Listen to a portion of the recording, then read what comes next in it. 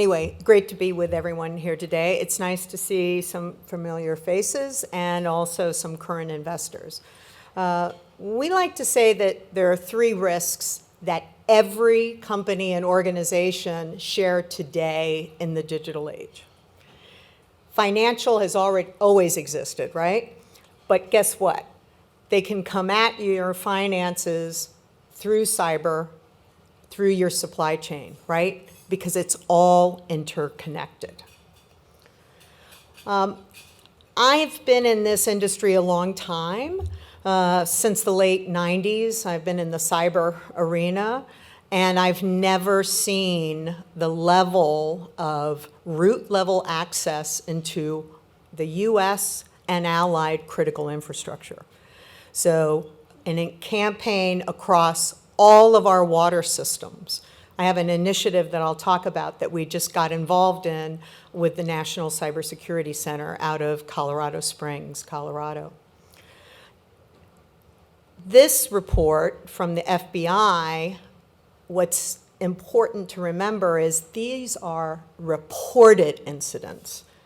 It's our estimation that 90% of all cyber events are never reported, and that we're losing 2 to 3% of our GNP, Australia, US, EU, Singapore, okay, every year because the majority is not reported. In Australia, maybe you listened this morning that there was a major cyber event that hit your out-of-box gaming and hospitality company. 1 million licenses, driver's licenses, were stolen. That is your identity in total, right? So that is on its way right now to the darknet to be sold. Okay. I first got into AI, I hate to say because then you'll know how old I am, in the mid-'80s during graduate school, because as a US naval intelligence professional, we were in on the ground floor of how to connect the dots, right, to do the processing, phase 1, phase 2, brain analysis, and then deliver it to the analysts. So from the very beginning, we baked into WhiteHawk's products and services basic AI. We started with basic AI, but now we're definitely into advanced. And with the growth of our data sets that we're now have access to, we're on our way to cyber-focused generative AI.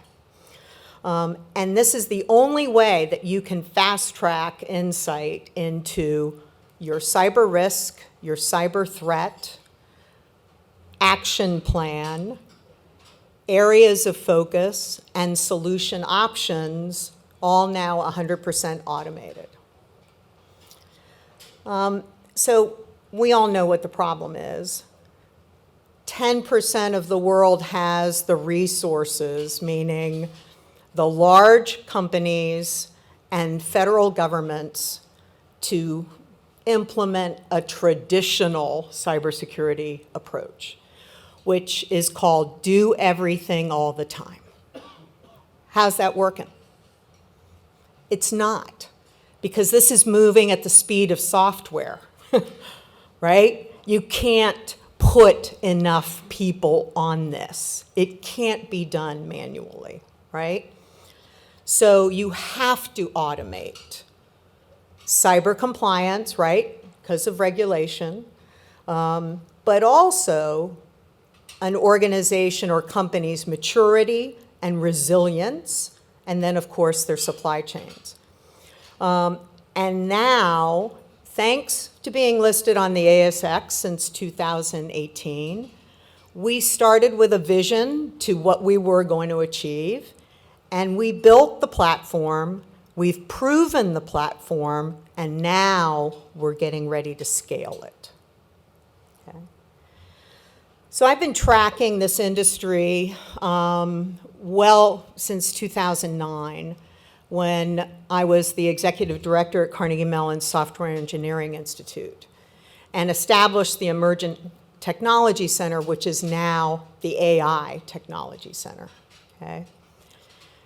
This is using publicly available data sets and AI/ML-based analytics. So think of it a little bit how we do credit monitoring and credit reporting, and that it's a commodity, and that anyone can buy it on any organization or company in the world. You can now do that. Cyber risk monitoring and reporting is now a commodity, okay? So today, the industries that are using it, and there's about 20 different companies in this space, okay? And I'll explain why we're different. But this is being used by insurance companies as a part of the underwriting process. And then once you put a cyber liability policy in place, it's being used by financial institutions, both on their vendors and suppliers, but also when they do business loans, okay?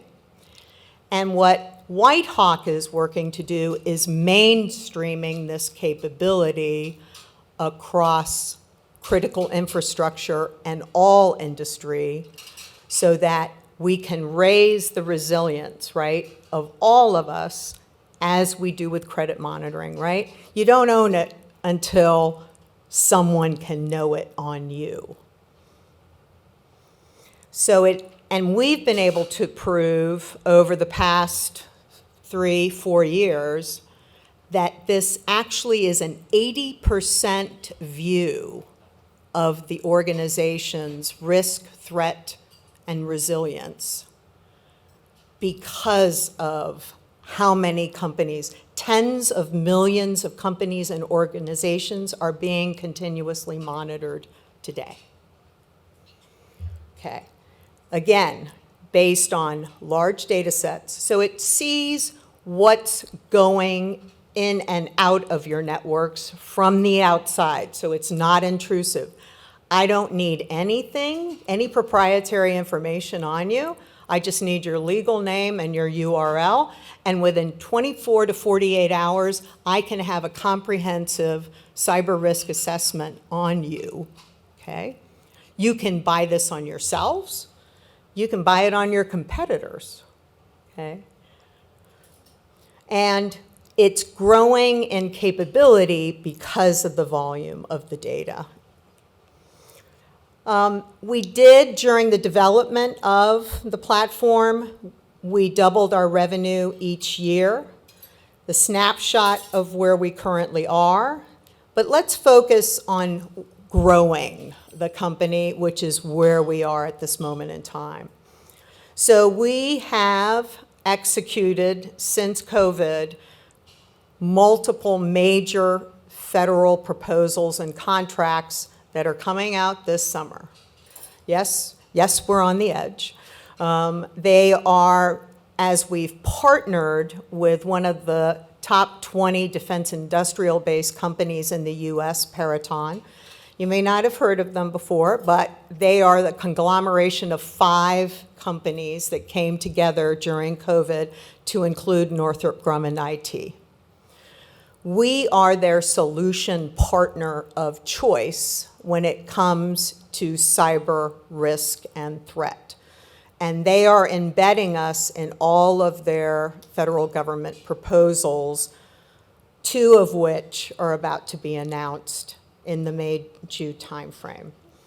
One is $2 billion a year across the Veterans Administration, U.S. Veterans Administration, and it's a 10-year contract. Our minimal portion of that is $5 to $10 million a year.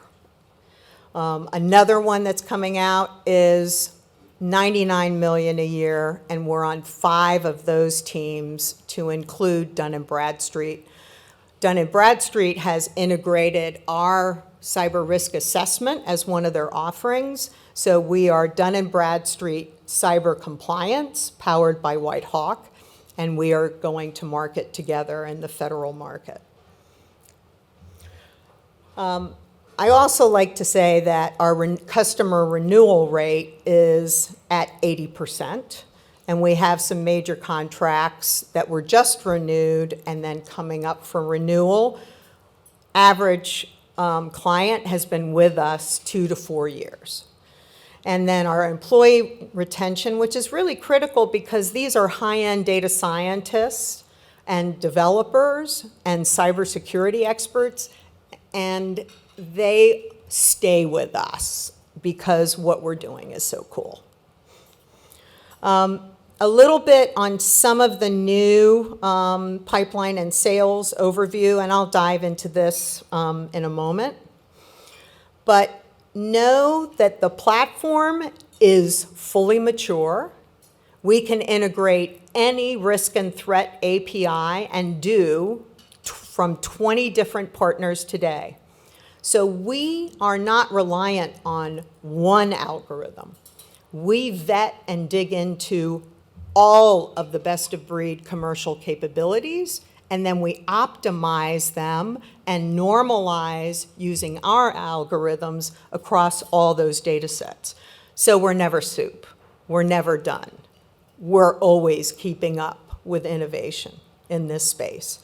And so this is a living platform that anyone can download their updated assessment every 24 hours.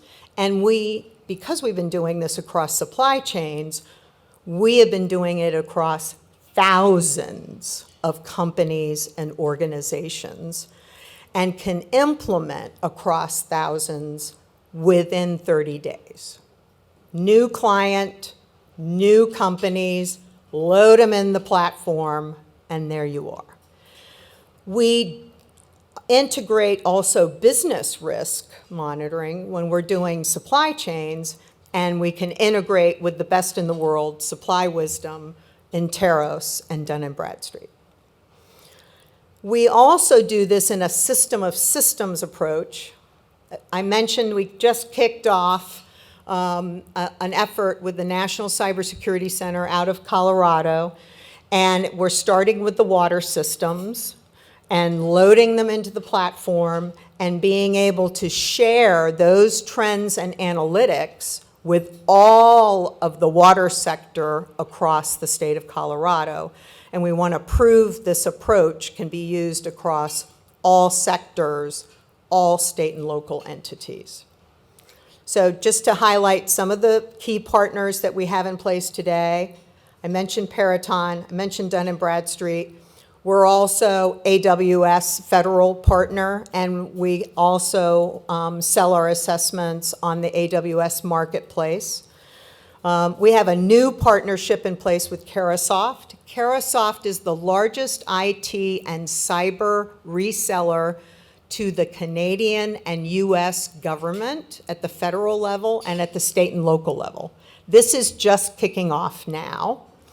They are allowing us to launch a marketing and sales campaign across 5,000 state and local clients starting next month. We're putting the campaign in place right now, and then that also includes webinars across their clientele. Caudit, I'm very excited. I'm going to be talking to them next week. As you know, it's the higher education, so all colleges and universities in Australia, New Zealand, and parts of Asia, 60 plus universities. We are now a registered to sell via Caudit. One of our current clients is Georgetown University, and we've been able to prove that our approach costs 10% of what a traditional cybersecurity approach costs, and that is very impactful for state and local. Okay. You can also flip our product lines and focus them on federal entities to protect federal entities. And all of our AI analytics are embedded in all of these SaaS subscriptions. Business model is an annual SaaS subscription that gets renewed, or a platform as a service that gets renewed annually. I started my career in naval intelligence, became the deputy director of naval intelligence, was always focused on analytics and technology. My COO is a 25 years U.S. intelligence community on the industry side, solution architect, software engineer. She has amassed the best tech team and keeps them retained. And then, of course, professional CFO, always critical, especially when you're listed on the ASX. Amazing board out of Perth. We have Phil George, who is a technology guru and cyber risk professional. Melissa King, who has global connections that help us every day. And then Brian Hiblin is a U.S. Defense Intelligence VC.